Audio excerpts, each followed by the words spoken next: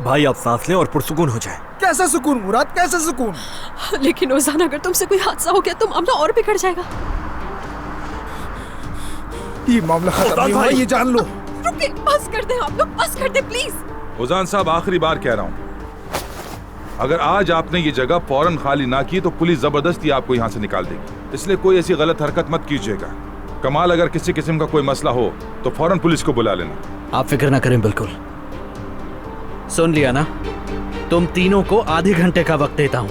अपना सामान उठाओ और दफा हो जाओ यहाँ से। तुम्हें तो मैं देख लूंगा। निकल जाओ यहाँ से, निकल जाओ। भाई छोड़े उसे, उसके मुंह मत लगे।